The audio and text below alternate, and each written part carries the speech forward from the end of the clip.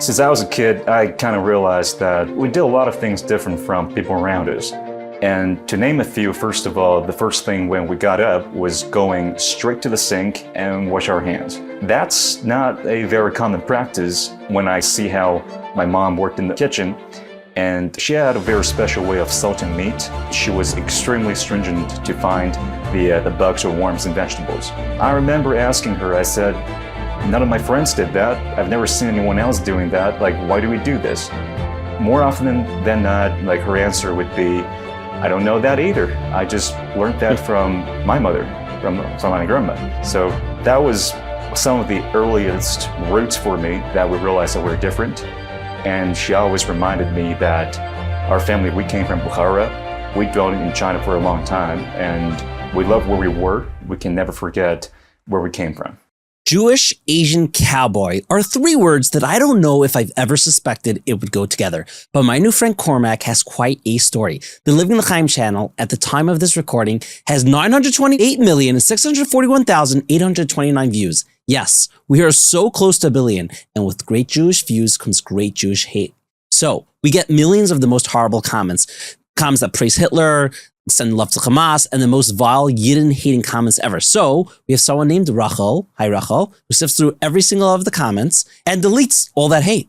So please comment below something nice about the Jews, how proud you are to be a Jew, or know a Jew, or your support for Israel, and God knows how many from the River to Sea comments Rachel has to delete, and we think she can use some love. So go ahead and give some love. You'll hear about the beautiful new Naki systems, why Wheels to Lease is the place to go for your next car, how PZ Deals is becoming the #1 Jewish app, and how BitBean just leveled up their business and likely yours. This episode is in loving memory of Miriam Sarabas Yaakov Moshe and Shimon David ben Yaakov Shleima. Yeehaw! Here we go. I'm Yaakov Langer, and you're listening to Inspiration for the Nation. Uriah, it is a pleasure to sit with you. We might be on different sides of the continent now, but I want to even travel further. Could you tell us about your childhood in China? Absolutely. It's very nice to see you here, well, more like virtually. So my name is Uriah, or people mostly know me by Cormac before I converted. Now 24 years old, but I was born and raised in mainland China. My hometown is a very small town on the border with Kazakhstan in northwestern China. However, I was raised by my mother in southern China.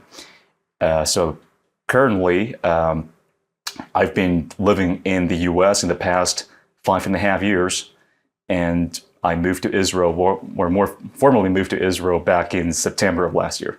Wow. Okay, fine. So there's a lot to unpack there.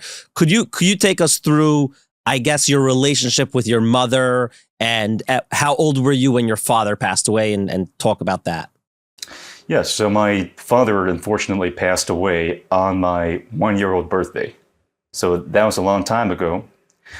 And but however, my mother really tried her very best to provide a family, like a childhood for me that I didn't feel like I lacked anything, despite, we're not from a wealthy background. So yeah, I spent most of my childhood in southern China in a city called Guangzhou. It's a pretty large city that's close to Hong Kong. And my mother worked as the director of an NGO, of a nonprofit organization that aims for helping American families to adopt Chinese orphans. So throughout my childhood and throughout her career, she helped over 1,000 US families adopting Chinese orphans. And I got a very early exposure to Americans in general. And as for my family part, as I mentioned, my family has a background that we believe that we're Jewish. The family story told by generations that we were Bukharians. And despite that, we weren't religious when I was growing up, because my family had been in China by at least over 250 years by my generation. So we don't remember a lot of things, but we had a very strong identity when I was raised. What were like some of the things your family did that was different than the ones around you?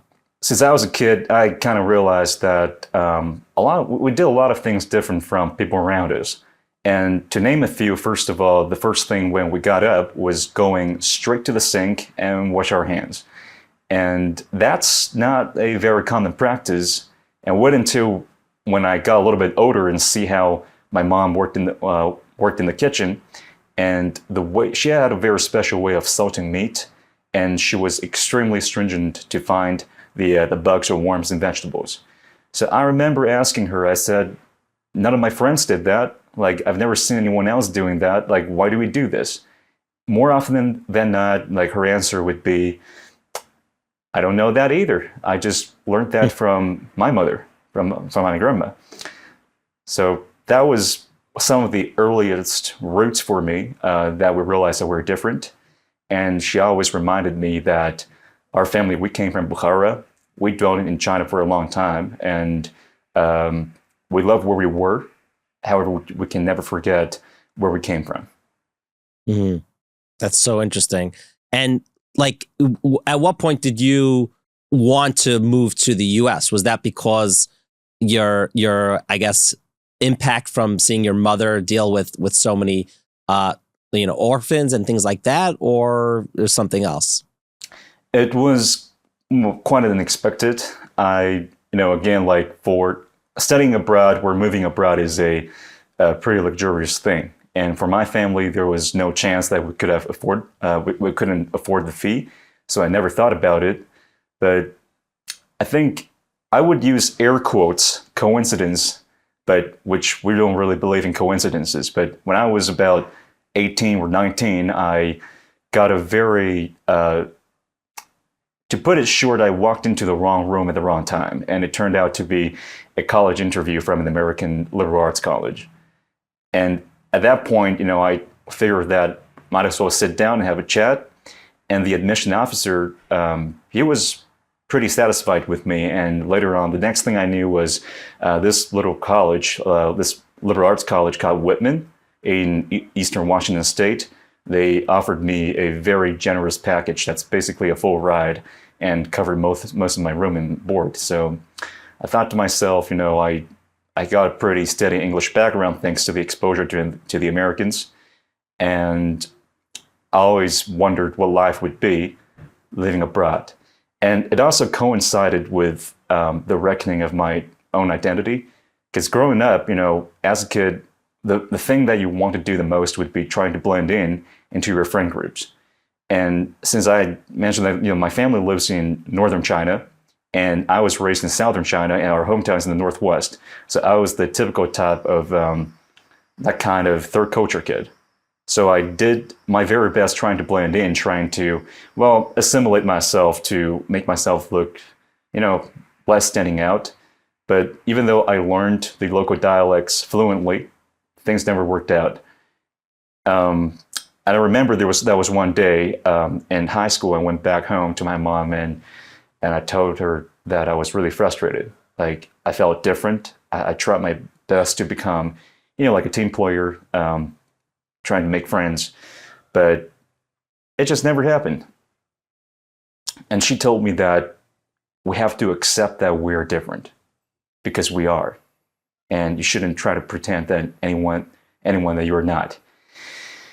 And fast forward, that was around 2018, and we heard about the news of the Squirrel Hill, in Pittsburgh, the mass shooting. And now we think of it, that was probably one of the first incidents that shook the American Jewish community very deeply.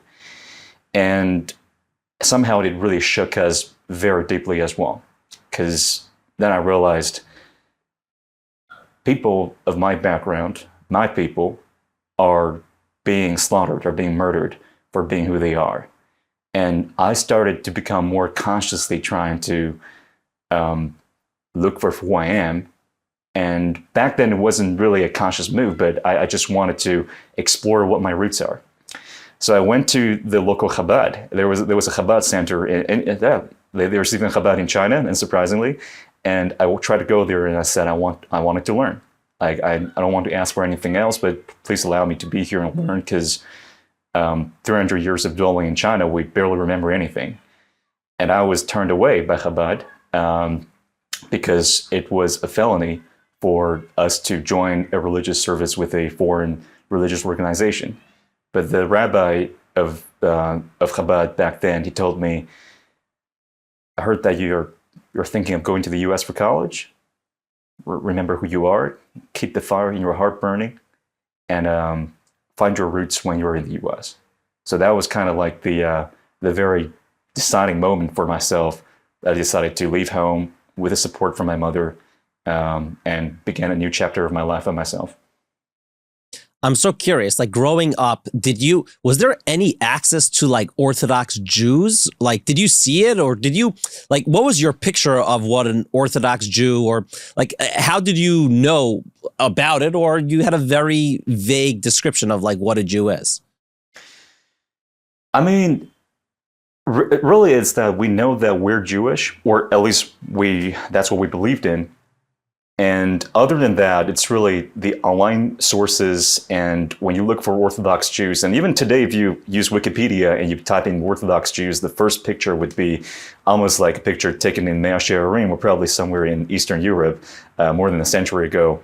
And that's kind of how I felt. I felt very secular. I felt there wasn't really a need for me to necessarily be religious. Like, my mom was the type of woman that, we're not necessarily religious, but she really had the fear in Shemayim. So it was kind of I would say, a quick history recap into how my family ended up in China, because Western China was a part of the Silk Road. It was a very important trade route. So for centuries, a lot of Jews, all the way as far as in Ashkenaz, would travel there using the trading depot to trade with the East. So that about 300 years ago, my family settled there. And in the late 19th century to the early 20th century, the community started declining. And ultimately, the last synagogue shut its doors by 1907. And my family wasn't around at that time. So when we came back to our hometown, we realized everyone had left. We got left behind.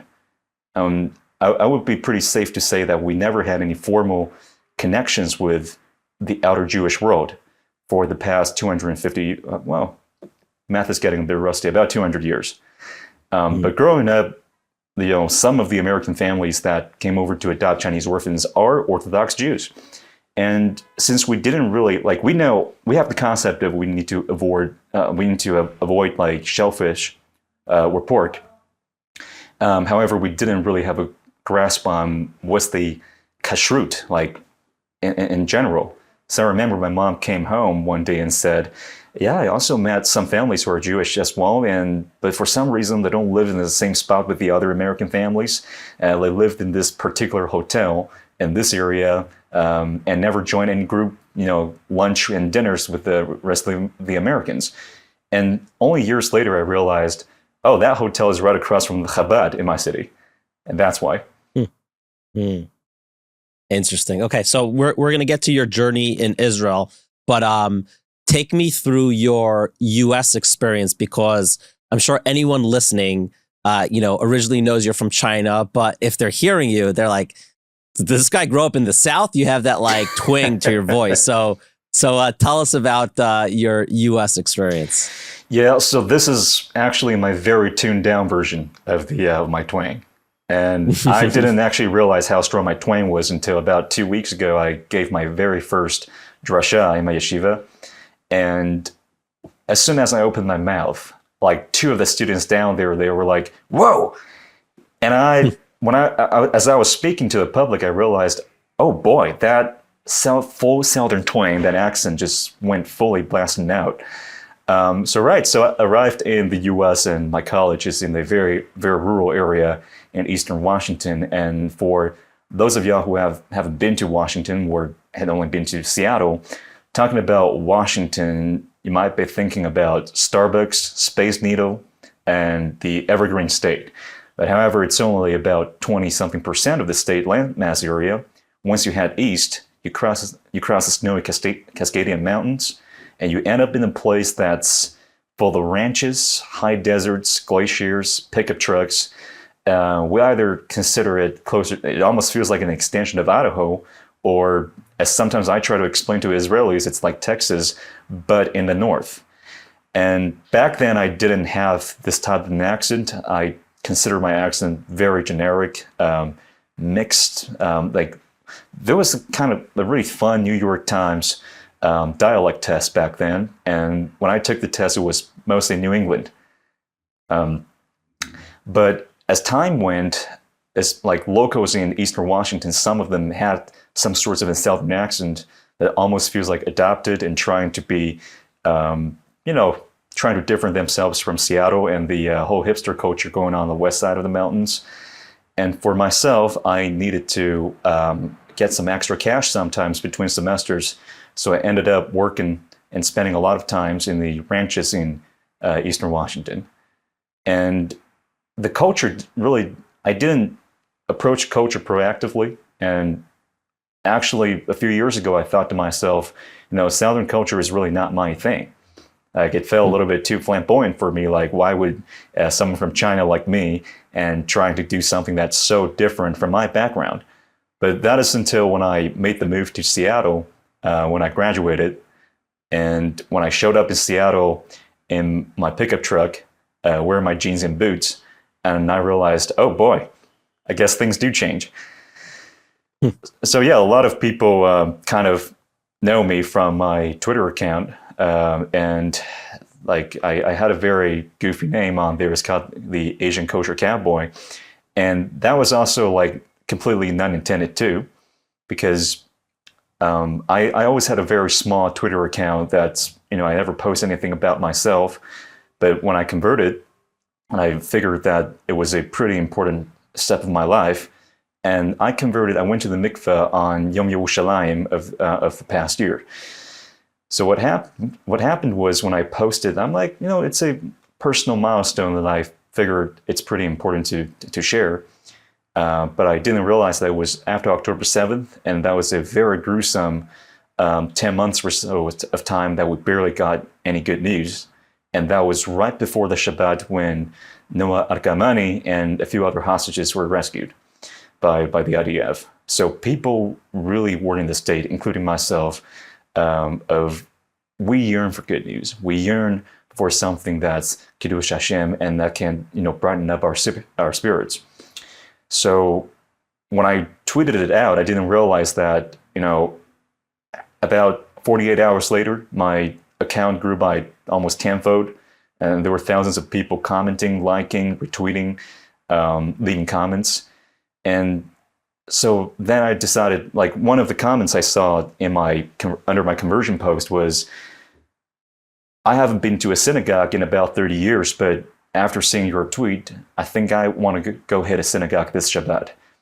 And I realized, wow, that's like, I'm actually, we all know that Twitter is, or now as we probably should call it by X, is pretty much a cesspool of information in a lot of times. But it ended up to be, it can also be a good platform to promote, good messages, Kiddush Hashem. And since I was mostly in policy world, I worked in the congressional office and also the think tanks prior to my conversion. And I thought to myself, I might as well take this opportunity to continue this account and promote more positive messages, letting people like especially non-Jews know about, giving them a good channel about this is a Jewish account, telling them the Jewish story, telling them the Israeli story. And back then I thought, having my real name up there is probably no longer the best idea out there. Like, it's not that I'm trying to hide, like you can still easily find my information on elsewhere on the internet, but it's probably, I should change it to something else. And I didn't do a lot of planning. I probably had a scotch or two that night. So I just typed on my Twitter, on my phone, the Asian Kosher Cowboy. And that name just stuck with me. Yeah, it's definitely instant iconic name. It's definitely catchy and very interesting. And also it draws together like these three worlds, like from the Asia side to the Jewish side to the cowboy side. It's definitely like kind of like Mad Libs, like which like things are going in. It's making for a cool story. We'll be right back to this week's episode. But first, let's talk about something I feel really strongly about as a parent. We all want our kids to listen to Jewish music, inspiring stories, share them, but too often that means handing them a phone or tablet, and we tell ourselves, it's just for Uncle Moishi or just for a story. But let's be honest, one swipe, one autoplay, and suddenly they're exposed to content that doesn't belong in our homes. And the kids are pretty savvy with the stuff. And it's not just content. The stats are scary. Kids who spend more than 2 hours a day on screens are 7 times more likely to show signs of ADHD. Studies show screen time disrupts sleep, increases anxiety, stunts emotional development, and kills family connection. Come on, we all know that. Gedolim have warned us, and now even the secular world is catching up. That's why I'm obsessed with Naki. Naki, formerly the Naki radio you love, is your perfect solution. Choose your story, choose your music anytime you want. Naki is a non-handheld filtered audio device, no videos, no internet, and no nonsense with full parental control. Just thousands of handpicked Jewish stories, music, shirim, and podcasts in English and Yiddish curated by people who get it. They now have 4 incredible new models. Now, I need to tell you about them. The Naki Pulse is the perfect starter. Compact, safe, and super easy to use. The Pulse Max is great for larger rooms with dual speakers. The Naki Bolt, love that name, has a beautiful new touchscreen interface and a sleek design. And for the car, this is genius. The Naki Auto plugs right in and keeps the drive filled with Kedusha instead of chaos. It has access to Google Maps, Waze, and the full Naki experience on the go. No smartphone required. This is perfect for your teenagers. For just $12.99 a month, you'll get access to the Naki library either on the app or any of their high-quality devices, up to 5 devices per household on one subscription. So Yaakov, what could I listen to? Well, let me tell you. You can listen to this show, Pickle Boy Season 3, Meir Ben Dayan, and probably of the biggest libraries for quality content. And that's coming from me, who has a very high standard for good content. Naki just gets it right. In the Langer home, we have one in our kitchen and one in the kids' room. It's changed the vibe of our home completely. So we got a good deal for you. All you got to do is go to Naki.audio, not Naki.com, Naki.audio, and use the code Lchaim, that's LCHAIM, for free shipping, or stop by, of course, your local Judaica store. Your kids will thank you. Now, right before you dive back in, you know the show is brought in part by BitBean, the software development company quietly flipping the script on how world-class software gets built. You may know BitBean for the custom software that makes businesses run better, trusted by major enterprises who need things done right. But here's what you don't know. Thanks to breakthrough in AI, BitBean now delivers the same premium experience, expert engineers, thoughtful design, real scalability at a fraction of the price. They're not just using AI to cut corners. BitBean built a research-backed framework that enhances every stage of development with 5 times faster delivery and 0 compromise on quality. Want to see how AI can elevate your next tech project, not just automate it? Visit bitbean.com or email them at info@bitbean.com. And if you're serious, they might even invite you for a coffee and mind-blowing demo. Of course, tell them your friends at Inspiration sent you. BitBean, premium software without premium price. Now back to this week's episode. You know what's an interesting thread with you, and I think it's something that happens in all our lives is, unfortunately, you started leaning in towards the Judaism after that massacre. I mean, not unfortunately that you leaned in, but unfortunately, through that pain, that's when, you and your mother are like, oh my gosh, like our Jewish identity. And on the flip side, when you opened up about your conversion, you had that person who was just seeing all the bad stuff going on since October 7th, but they're like looking at the light. I'm like, okay, look, there's someone proud to be Jewish. Like, wait, we shouldn't really hide here. It's an interesting thing happening in your story.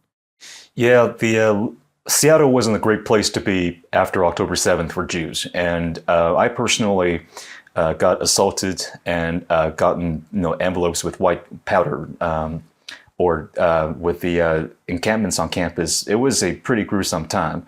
And there were footages out there to this day of me being shoved around, blocked out from from campuses in the Seattle area.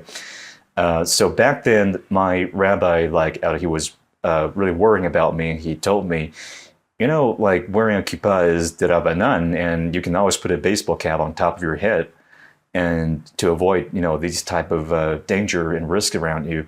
And I said, no, I'm wearing my kippah out proudly for a reason, because I wanted people around me, for Jews who are in fear and not sure what they should do, and these moments of darkness, to see that, wow, they have an ally out there, and there's nothing wrong about being proud of yourself And I think especially in Am Yisrael, we have no reason to not to be proud of ourselves. And as a matter of fact, during my conversion, I think I had my last interview with the BitBean a few months after October 7th, when the anti-Semitism in the U.S. had already, gone through the roof. And the rabbi, the Av BitBean, asked me the question, which was brought up at every single interview, is that, are you ready for anti-Semitism? And I said, I've been taking on anti-Semitism upon myself, even though I could have hidden. Because I don't, if I don't wear a kippah, I don't think a lot of people would associate me as a Jew on the streets in the US. But, since we're also approaching a time of Purim, I think about what Mordechai told Esther, the quote a lot. And I told him that I've been coping with anti-Semitism all my life because this is a part of our identity. There's no hiding from it. I'm fully prepared of it. And if you ask me if I'm scared, and my only answer is I'm in pain. Like, I'm in pain not being able to be halachically, being officially be a part of this nation and share the pain and burden of my brethren. And similarly, I heard a very moving story from a community member who knows an African-American convert. So she converted not too long after October 7th as well. And when the rabbis asked her which Hebrew name did he pick for herself, and she said, Be'eri. So I think for a lot of us, who chose to stick in the conversion, the darkness of from Pittsburgh to October 7th only reinforced us that we want to be a part of this nation, and we are in pain that we couldn't become a part of this nation sooner. Wow, that's very powerful. What was your mother's take on all of this? Was it harder for her? Did she want this? I mean, it's definitely a big shift from what she was used to. Oh, for sure. So the spark of my fire came. It really began about 3 years ago when I came to Israel for the first time, and she raised me a Zionist. And when I arrived in Israel that day, when I touched down, landed in Ben Gurion, and I got a message on my phone, and she told me, she left a voice message, like she was in tears. She said, "You are the first person in over 1,000 years in our family who stepped back to the soil of our homeland." And when I caught her about halfway through my semester in Israel back then, I said, "Mom, I want to be a Bal Tshuva. I want to become an Orthodox Jew." And she was a little bit shook over this. Like she didn't know what to expect. Because when I mentioned the word term Orthodox Jews, orthodoxy, like to her, it feels like she thought I'm going to go full black and white on the setting and move to Mea Shearim. And I explained to her, no, Mom, you're not losing your son, but I want to be Torah observant. I want to, observe the, all the mitzvot, the halacha, and I'm still your son. And she told me that she thinks it's the best decision that I have made. I'm not known for making the best decisions out there. She always supported me throughout the journey. And in fact, when the day when I came back from the mikveh, and she told me that it was the proudest day of her life. And now, Baruch Hashem, that she told me that when I explained to her, she was in pain when I explained to her that we aren't really recognized as Jews because we have no proof of being Jewish. Like, there was no documents from China or a community in China that we can prove our identity with. But she was sad not because she's frustrated or in anger. She was just feeling that she didn't want her son to go through such a, reckoning that the whole identity we're so proud of turn out to be something that we cannot take for granted of. But after I explained to her and throughout the conversion journey, and she really understood what it means, why we needed the conversion, and now, Baruch Hashem, she wants to convert as well. So God willing, we're really hoping that she will be able to be here in the future, and we'll see. Okay, maybe we'll have your mother on Inspiration for the Nation.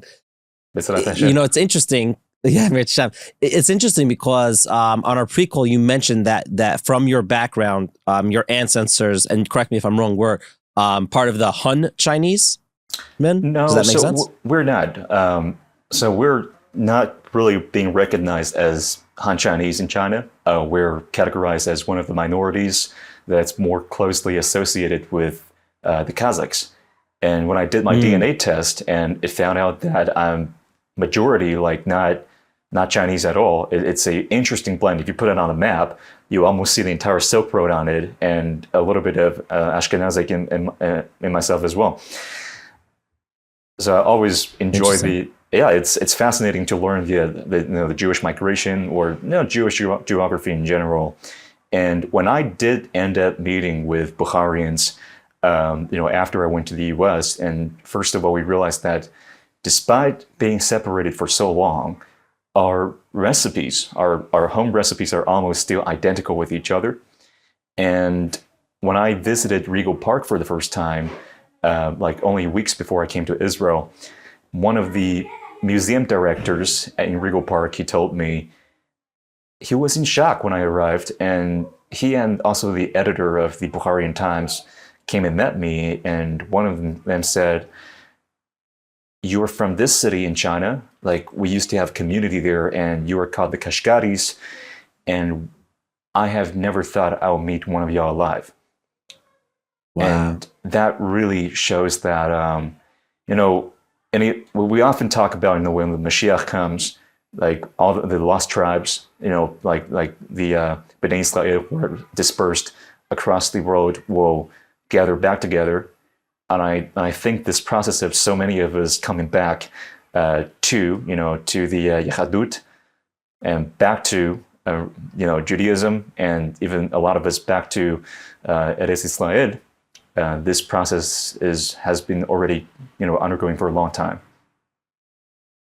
It's fascinating. It's fascinating. Ooh, we're going to get very real in this episode. But first, if you already know about PZ Deals, you know it's the go-to app for saving big on things you actually want. Phones, sneakers, kitchen gadgets, and so much more. I love this app. It's completely changed the way I shop. Just tell it what you're looking for. EarPods, a Yeti, a tumbler, Ninja ear fryer, whatever it is. Everyone's raving about this because when the price drops, Bing, you get notified instantly. So you don't have to go online, waste all your time. You could tell them what you're looking for, and they'll notify you when that price drops. Last week, I grabbed a pair of Adidas Ultra Boost for under $70, a Keurig for half price, and even a set of premium luggage for a steal. PZ Deals finds it all. Stop wasting time, stop paying full price, and start saving today. Download the PZ Deals app if you haven't yet, and never pay full price again. Link in the show notes. Now, you might be wondering, Yaakov, how did you get to the studio in Hewlett if you live in North Woodmere? Did you walk? Do you walk there every single day? No, that's a few miles. I drive in my car. You know who's the best when it comes to cars? Wheels to Lease. For over 35 years, Wheels to Lease has been revolutionizing the car buying experience.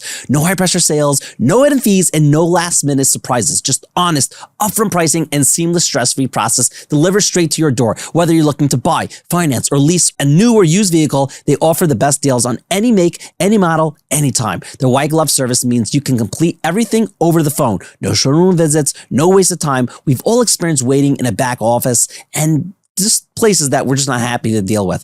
Living Lchaim and Inspiration for the Nation is happy to put our faces and name behind Wheels to Lease because they're the people to get you the right car, the right time, at the right price. There's a reason they've been in business for so many years and so many happy customers. So call or text 718-871-8715. That's 718-871-8715. Or send an email to inspire@wheelstolease.com or go to wheelstolease.com/inspire and they'll be sure to take care of you. Of course, you can also hit the link in the show notes and our friend Saul will take care of you. So go ahead, need a car, need a lease, whatever it is, reach out today. Now back to this week's episode. So I like to ask guests their favorite mitzvah. Which out of the 613 is your favorite mitzvah? I thought about this question for a while, and I'm going to go with Bikkur Cholim. So very like coincidentally, the both synagogues, oldest synagogues in Seattle, the Ashkenazic one and then the Sephardic one that I used to go to, they're both called Bikocholim. So the Sephardic one, which was the latecomer, had to add a Sephardic in the front to differentiate from the Ashkenazic synagogue that bear the same name. And I never really understood this mitzvah until I came to Israel, because I mean, I was busy converting, busy working, and there weren't a lot of time for me to post my conversion during that short time to fulfill this mitzvah when I was in the U.S. But now in Israel in my yeshiva, and every single in Shabbat at the yeshiva after lunch, and we will go to Shaare Tzedek, which is not too far from our yeshiva, and sing visit the patients there and sing the Mizmorim to them. And the first time when I did it, it was such a powerful feeling. Like, I feel like for a lot of people who have learned Bikkur Cholim to visit the sick, you can't really grasp the idea how moving it is, how important it is until you actually start doing it. And there were so many instances that we have, patients. Sometimes they're religious, sometimes they're not. They would broke down into tears when we were singing, and tell us that how grateful, like how much it meant to them. And I think it's really a great opportunity for as a community, if we had such conditions, I would encourage more people to do that. And for myself, it's a mitzvah that really had grown very deep in my heart. It's really beautiful.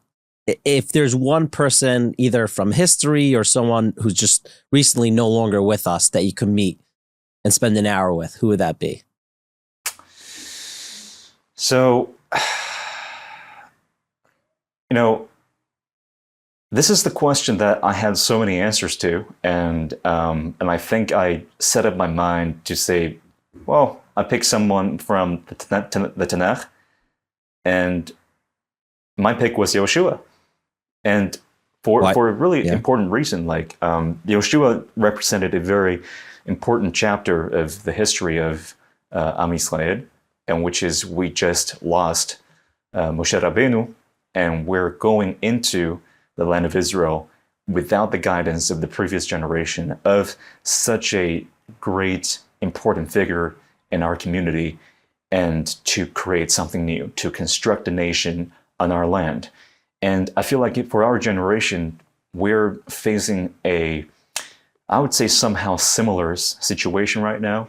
And that is, every generation we're further away from Har Sinai.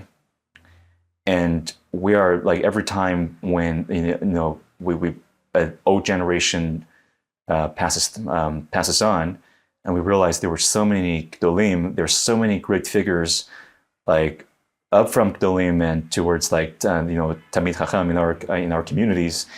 Their greatness is so hard for us to replicate, like for us to reach their level of holiness.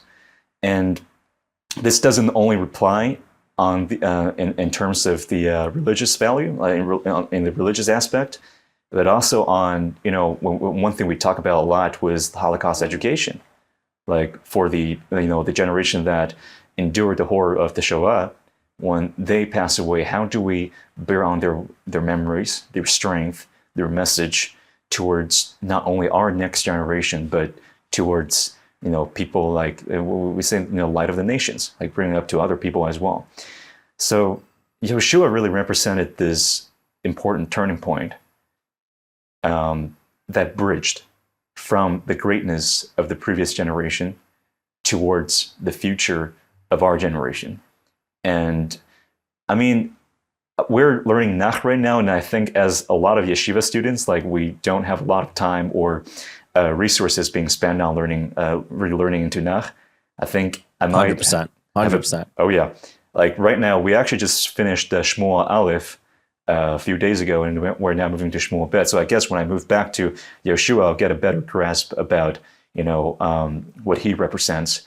But for myself, I really would want to have a conversation with him and ask of his wisdom, his strength, and how he followed, the Derech Hashem and the footsteps of, Moshe Rabbeinu and our patriarchs, and, forged our nation.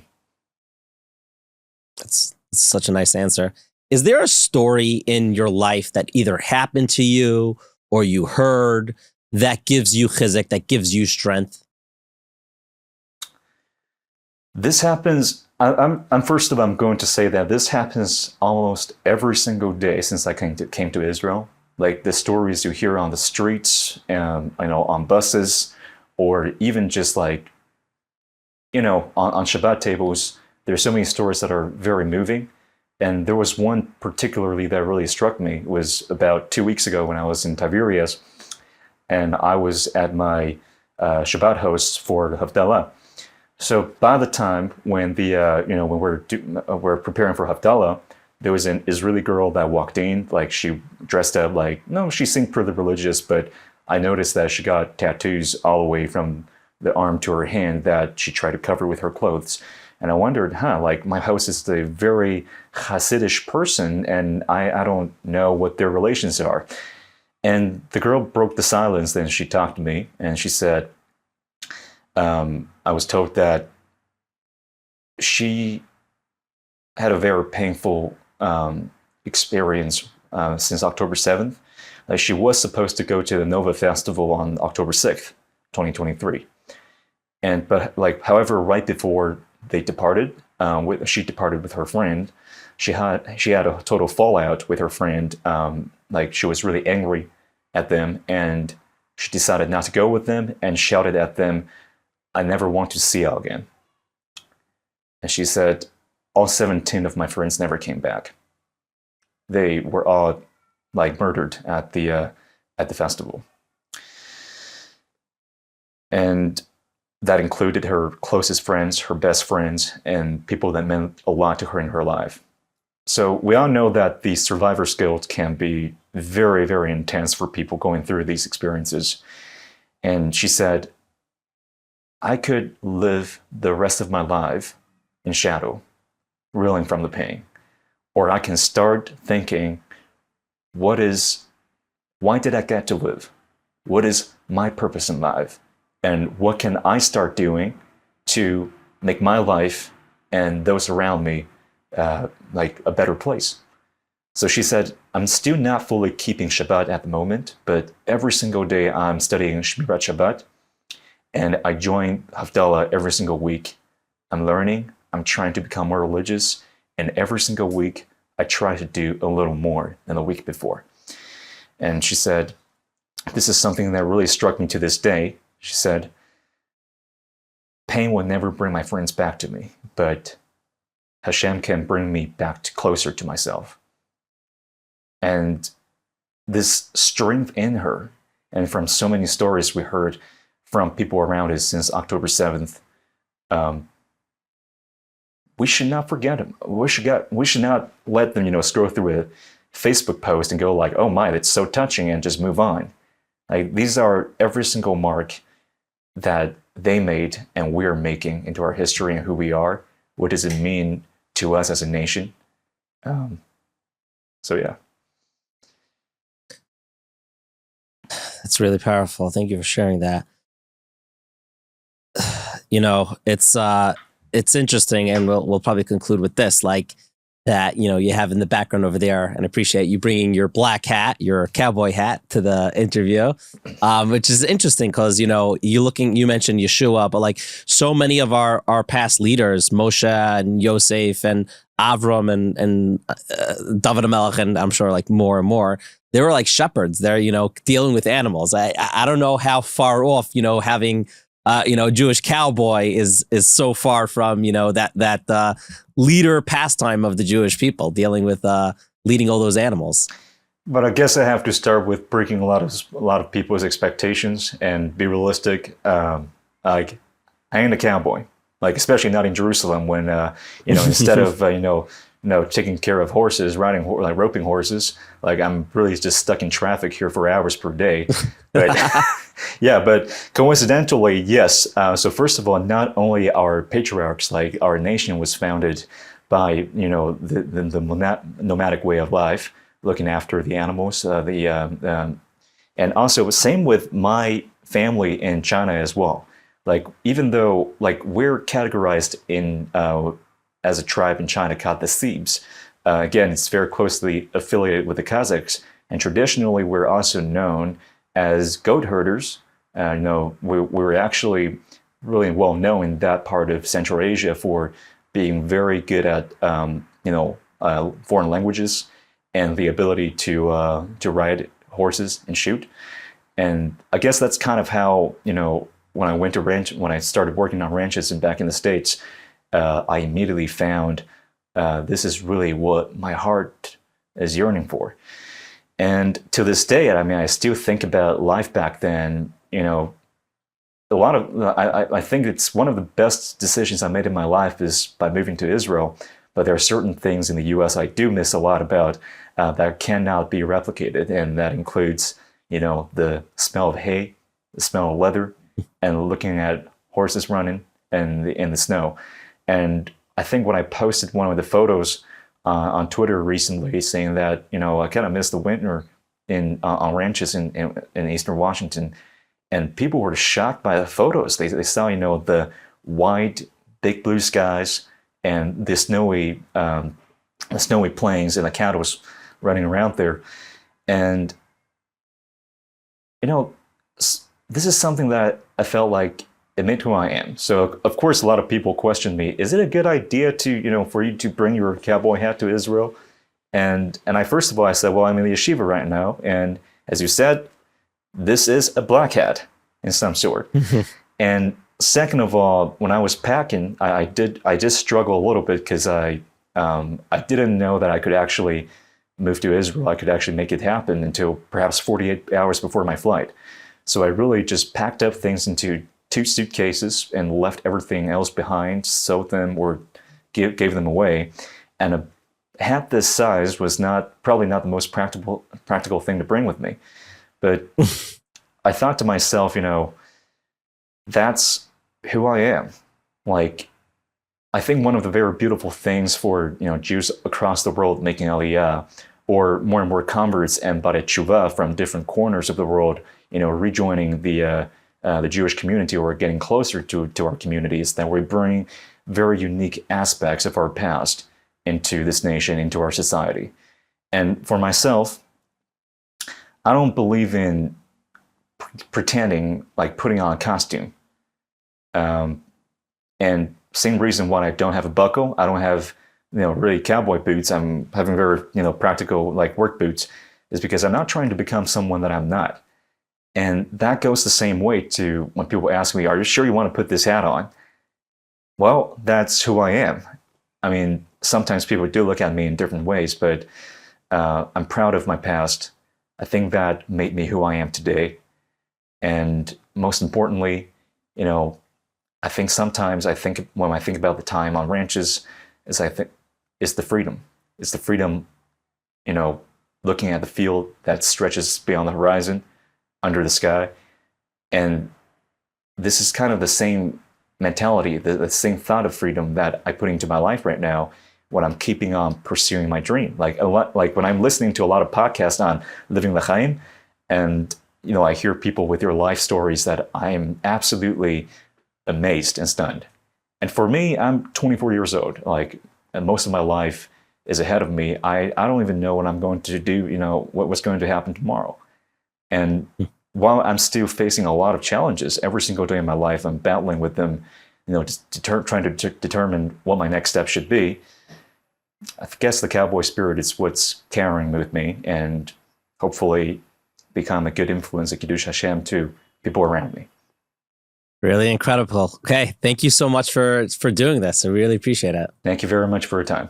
Thank you for watching this fantastic guest. If you made it to the deep end, comment the word cool and what you think of the story. I want to hear what you guys think. I like your feedback. And before I leave you with my takeaway, thank you again to our lovely sponsors, the beautiful new Naki systems. One of them is the right one for you, for your house, for your car, whatever it is. Go check them out. Of course, use the code word Lchaim for free shipping.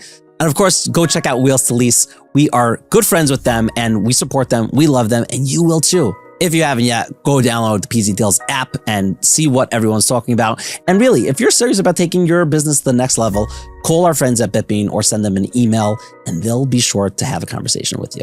Now, you don't choose where you're born. You don't choose your last name. You don't even choose the first chapters of your life, but you absolutely get to choose who you become. Cormac wasn't born Jewish. He wasn't born a cowboy, but at some point he looked at this world, wild and confusing, beautiful and broken, and he made a decision. He asked, who do I want to be? And then he did something most people never do. He searched. And when you search, you find. As it says in Sefer Devarim, Uvikashtem misham es Hashem lekecha umatzah ki tidrashena b'chol levavcha u'v'chol nafshcha. From there, you will seek Hashem your God and you will find him if you search for him with all your heart and all your soul. There's no GPS for the soul, no app that tells you who you're supposed to become, who you're supposed to marry, where you're supposed to end up. But there is a promise. If you search with sincerity, with heart, with courage, you will find. You'll find your people, your purpose, your mission, your God, and yourself. So don't let anyone tell you that who you were yesterday defines who you are today. Because the truth is, you can make who you are in this life. Remember, inspiration's everywhere. L'chaim. Yeehaw! Okay, sorry with the yeehaws. Living L'chaim.